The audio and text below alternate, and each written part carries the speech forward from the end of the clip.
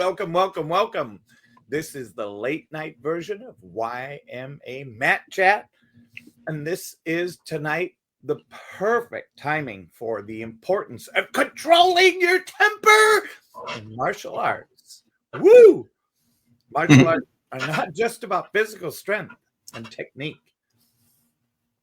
Martial arts emphasize discipline, self-control, and mental fortitude. Being able to control your temper is a fundamental aspect of martial arts training, as unchecked anger can lead to poor decision-making, loss of focus, and potential harm to yourself and others. Woo! What do you think, Mr. Yarwood? Yeah. It's amazing how much effort it takes to not lose your temper. It takes work. It's easy to just let emotions control what you're doing. When you get angry, throw a temper tantrum, throw stuff around, break stuff, yell at people, hit things. While in the moment might seem like it feels good, but ultimately it's very destructive. I remember as a little kid, I had a terrible temper. And I used to build model cars. And it was like one of my favorite things to do. I would paint them. I would do all the decals, do everything, make these awesome cars, right? Every once in a while, I'd have problems with something not fitting right, or something would break, or a decal would be on crooked or something, and I would get really mad.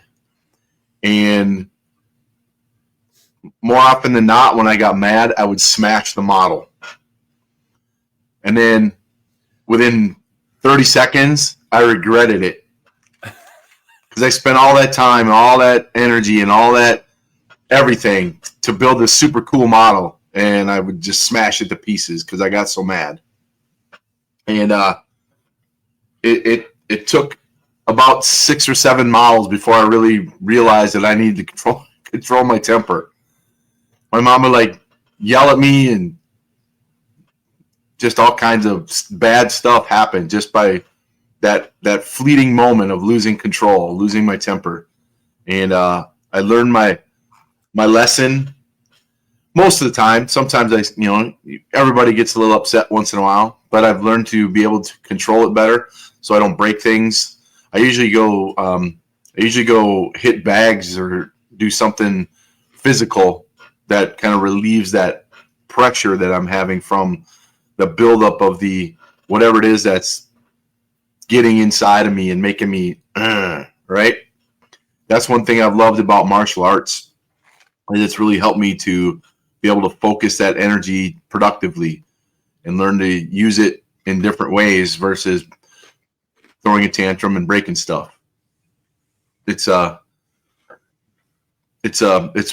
fun too, because I get to go punch bags and do whatever. I actually get sometimes I even get a workout out of it. So it's been pretty helpful for me to be able to do that. So what are your thoughts when you see kids in stores, young kids throwing? I can barely even ask this question without laughing. When you see them throwing a temper tantrum to get the candy that their parents said they can't have. Well, little kids, they don't know how to control their emotions, right? They haven't learned that part yet. So they scream and holler when they don't get something that they want, or they're put in a situation that they don't feel good, whatever it is, right?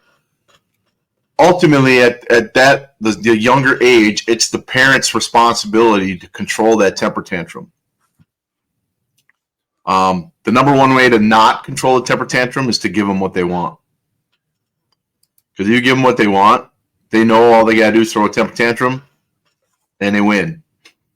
So as hard as it is as a parent to let it happen, it needs to happen without, you even might want to punish them, right? You might feel like, oh, I gotta spank them or whatever. And that doesn't do any good either.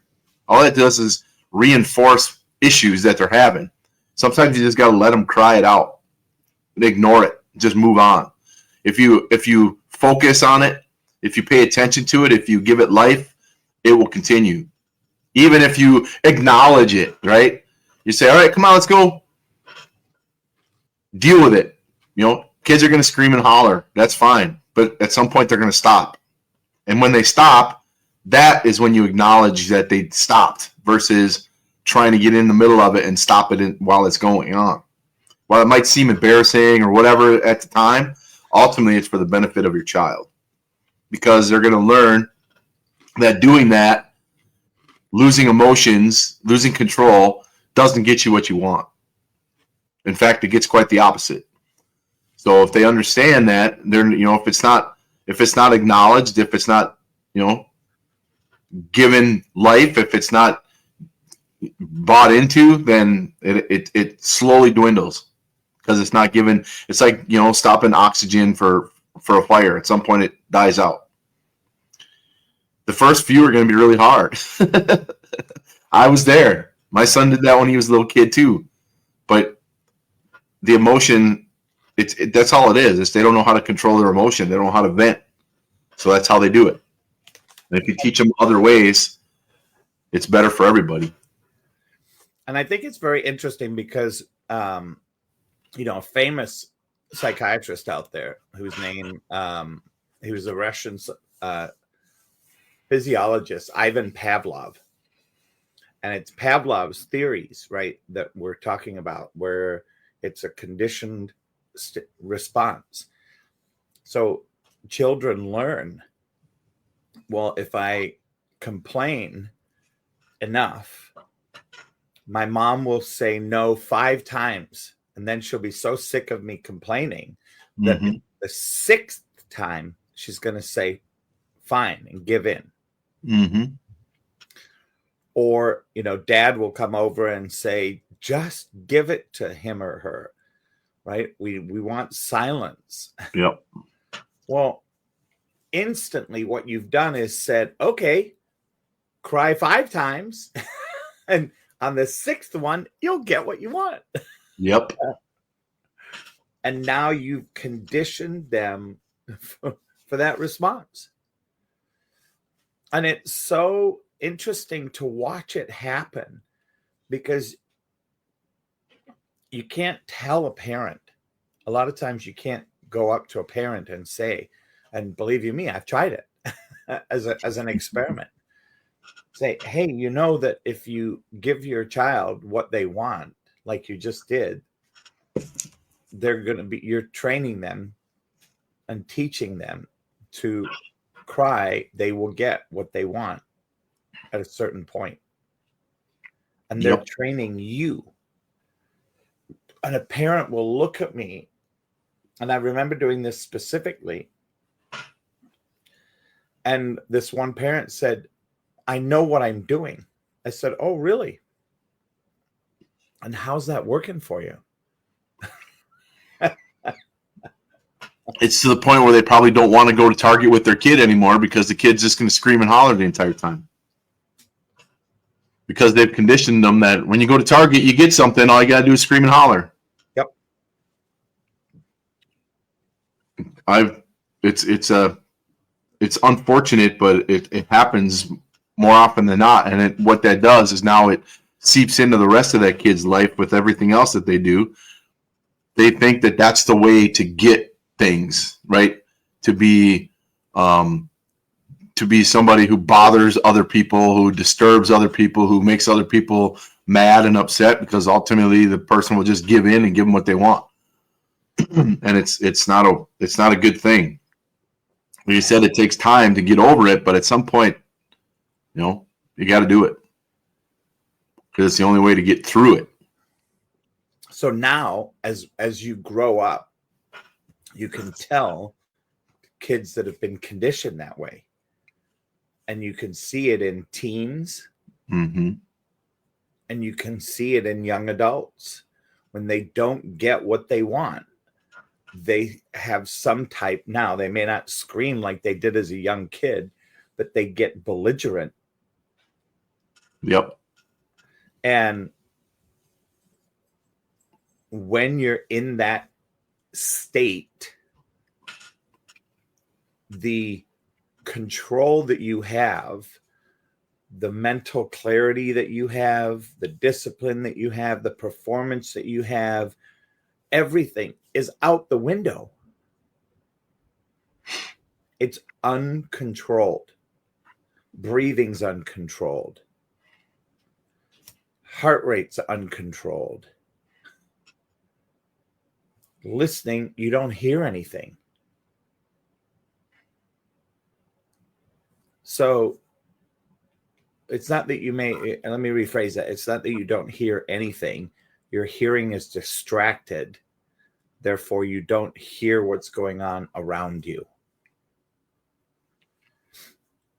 And, you know, I love the notes that you've created here for 6 things controlling your temper is essential in martial arts. And we get, let me speak about myself. I get frustrated if I can't do a move, a part of a form, or I don't do it well enough. And so what I've learned is, rather than getting angry, I take that fuel, that energy, and put it into focus and clarity. And I breathe. I do breathing exercises. I ground myself. And I repeat whatever I was doing until I get it. And I can feel when my temper gets in the way of that clarity, of that focus, of that self-discipline. And it literally is like putting a big screen up. Yep. To my ability to control my body, because my body's in this reactive state, and doing my best to balance and keep my core engaged and put my hands where they need to be and look where I need to look and chamber. All of that it's like trying to do that through a muddy window. Yeah, it tenses you up. Yeah. So you're not relaxed because your whole body is just rigid because you're so upset. And when you can't relax, then everything else is going to suffer, especially when you're training in martial arts. There's no way, if you're not relaxed, that you're going to be able to do anything. Everything, your flexibility, your mobility, your concentration, everything suffers. You can't focus on things because you do focus. You're just not focusing your energy where it needs to be. You're focused on being right, being angry and upset, and not focusing on what it is that you're trying to work on. And there is believe it or not, it takes a tremendous amount of energy to keep that anger up there. Mm-hmm. For sure. Yeah, we talked a little bit before about attitude, right? Attitude kind of goes with the same thing, where you start to, when you're angry about something and you keep that and you use that, it becomes something that is a negative thing for you, and it affects people around you. Like if you're having a temper tantrum, you know, an adult temper tantrum where you're just right, people don't want to be around you. They don't want to be near you because they're like they look at you like, what is wrong with you? Why are you acting that way? What's going on, right? It's like, I don't want to be anywhere around you. You're angry, you're upset, you're mad, you're yelling and screaming, swearing, cussing, throwing stuff practically. Why would anybody want to be around that? It has a detrimental effect to your relationships with people if you continue to do those things. People just like, why would I want to be around you? I'm worried about getting hurt or getting yelled at or something, right? It's not good. And we talk about channeling energy, right? To be able to focus, to break to break boards, to break ice, to do some of the feats that martial arts are known for. And when that anger is there, all of that, it's because it's not energy that's dialed in, it's energy that it's just literally exploding out from you. And it's one of those things, at a gun range, and you'll know this one, right? If you miss your target, getting angry is going to have you miss worse. Yep. And they teach you to calm, slow your heart rate down, breathe. Right? It's the same thing with women during childbirth. Why do you think there are Le Mans classes? Is to control that lady in that time when that pain gets, and then the anger comes from that pain, and they reach out, shout out to the husband, grab their hand, squeeze their hand, call you all sorts of names. And in that moment, they're furious because all of that pain came from your interaction. It's all your fault in that moment. Yep.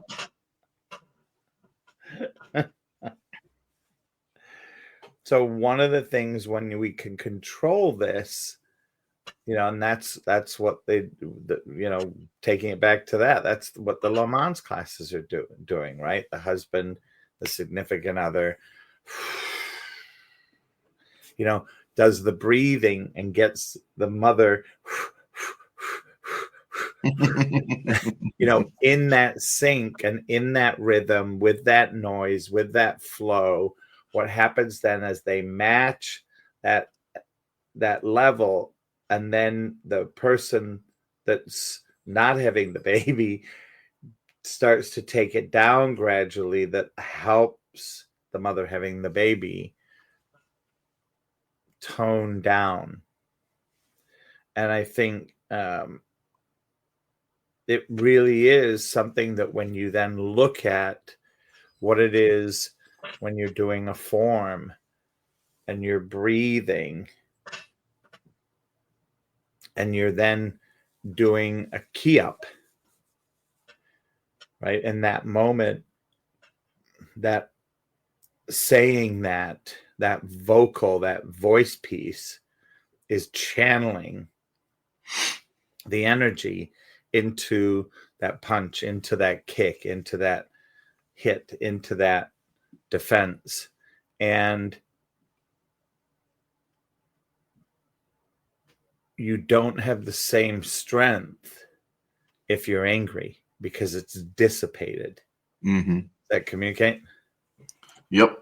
Yeah, that makes sense. I think too, being able to channel that energy, because there's no way we're not going to have those emotions that get us upset, that get us angry, right? It's how we respond to them is the important part. And if we're losing our temper all the time, that means we don't have control. And if you don't have control of your emotions, lots of things can happen that you don't want to happen. You can get lots of bad outcomes from things. One, like I said, back when I was a little kid, I'd smash things, right? In that moment, it felt really good. But then right afterwards, I felt like crap because I did something I didn't want to do.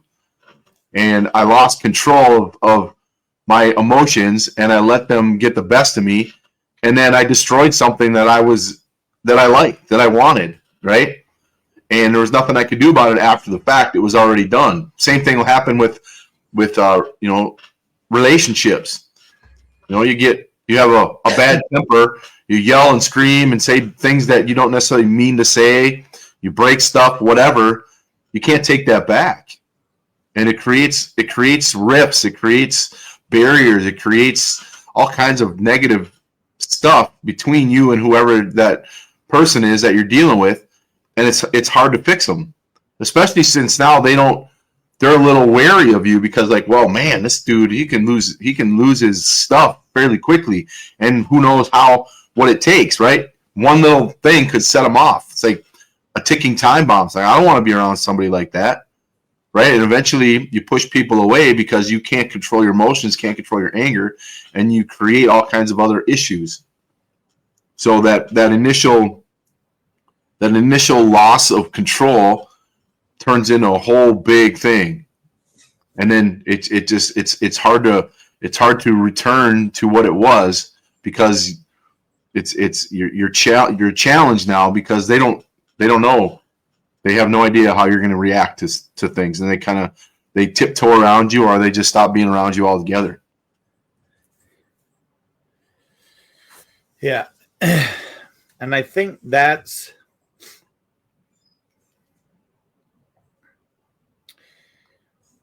when we look at what triggers people. Something has happened in our past. We have a reaction, and the person in our present, in our now, hits that trigger. Well, if we get angry and take it out on that person, they have no idea what they did. Yep. And when you react, it causes them to be defensive.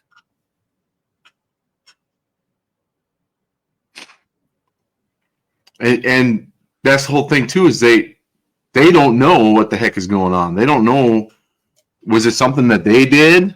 Was it something they have no idea, especially if you maybe don't even know what your reasoning for losing your temper was. They hit a trigger that you don't even realize that is there. You just respond, right? React without even thinking about it. So I think that there's some really good lessons to be learned in this. One is to learn, what are your triggers? Yep. What are those things that set you off? What are the stimulations? What are those? And learn how to be with them. Learn how to understand them so that you can take them apart and look and see, oh my gosh, look at the blame and the blame and shame, the blame game that I'm putting onto this person in this moment. Like, they didn't do anything. Why am I taking it out on them? And Yep. start to also see that as you grow, you start to realize, wow, I can't believe I used to react to this. All Yep. it is a color, or all it is a word. I just watched the baseball story about Jackie Robinson. And number 42, he was the first black man to play baseball with a national sponsored team. And the anger that he would get, and how angry he got at the name calling, the disrespect, all of that stuff. And I look at in the movie, and I know it's a movie, watching him train other people by his reaction was priceless. Mm-hmm.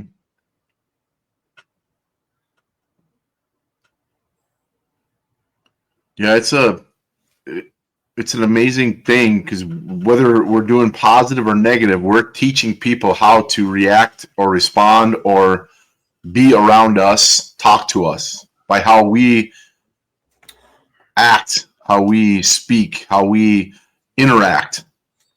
And when you're somebody who's hot-tempered, short-tempered, angry a lot, you teach people that's how you're going to be, And like I said, they don't want to be around you, or they're tiptoeing around you, or they trying not to say things that are gonna offend you, make you upset, whatever, because they don't want that response from you, right? So you're teaching people how to respond to you, how to react to you by how you act around them. And that goes for positive too. I mean, if you're a positive person like that, you have control of your tempers, you're actually going to have more people who actually want to be around you, because you don't respond violently or yelling and screaming to certain things. You just deal with things. People are like, oh, this person's calm and pays attention to what's going on. He's got normal responses to triggers. He's not going to scream and yell at me. He's not going to throw stuff, break stuff. Yeah.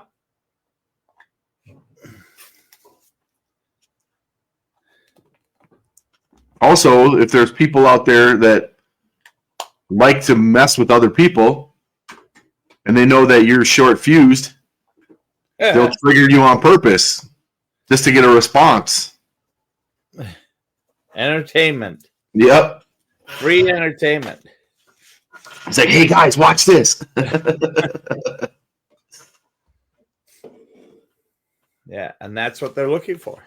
Yep. They're looking for you to bite. Yeah. So, Les, how do we, if we are somebody who is short-tempered, somebody who loses our temper easily, how can we find a way out of that? So one of the things, there's two things. One, there's the long term, and that is discovering what it is that's triggered you. And we talked a little bit about that. There's also in the moment, closing your eyes, breathing deeply. Imagine yourself, do some visualization. Imagine yourself saying calm and collect, even in a high pressure situation. Look to see, how can I grow from this experience?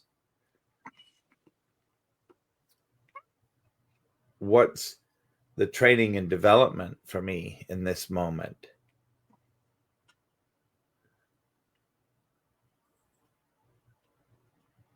And that is such a powerful opportunity to be able to step back and see and then learn. And that to me, that's the number one part of the process. Yeah, I think too, kind of in that vein is you want to detach yourself from what's going on and find out, why am I responding this way? Take a moment to think about, okay, what's happening? Why am I feeling this way? How can I change this? How can I use this trigger in a positive way that's good for me versus bad for me? What is it that makes me triggered? And how can I not necessarily avoid it, but start to notice that it's coming, notice when it happens. So just kind of step back out of yourself a little bit and look at you from a detachment perspective and say, hey, okay, what's going on right now? What's the situation? Why do I respond this way? And how can I change my response to this situation? Beautiful. I think the other thing is, so often we're in a hurry. There's an opportunity to pause. Mm-hmm. Yesterday I was speaking and I stopped speaking, and the people that were on their cell phones all looked up. Right? And then some of them, I think I was able to see almost a flash of anger and frustration that I had been able to capture them.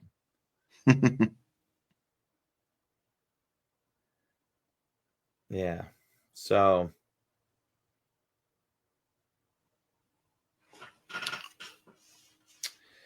I think doing this as far as, final thoughts, that whole 9 yard.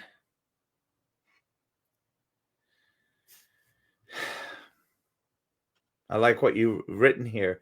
True martial artists understand that strength is not just physical. It is mental and emotional as well. Controlling your temper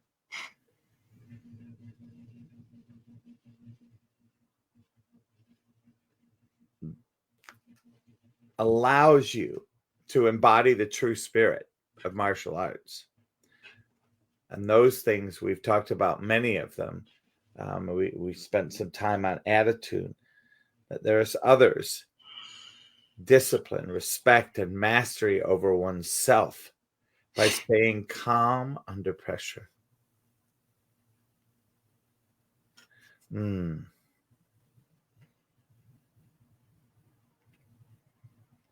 those things aren't just martial arts related. That's life stuff. Yep.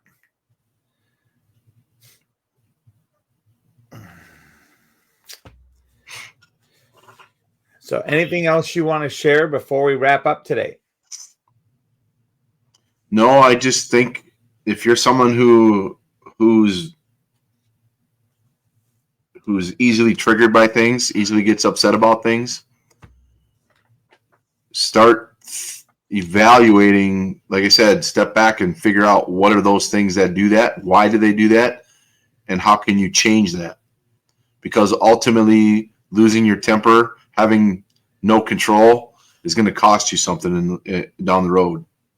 Or tomorrow, who knows? But it's not long-term loss of control is not a good thing. No, sir. Well, I appreciate the time. I appreciate the attention for today. I like the process. And with that, any other questions or comments or points? No, I think we're good. Awesome. Here we go. See ya. Bye.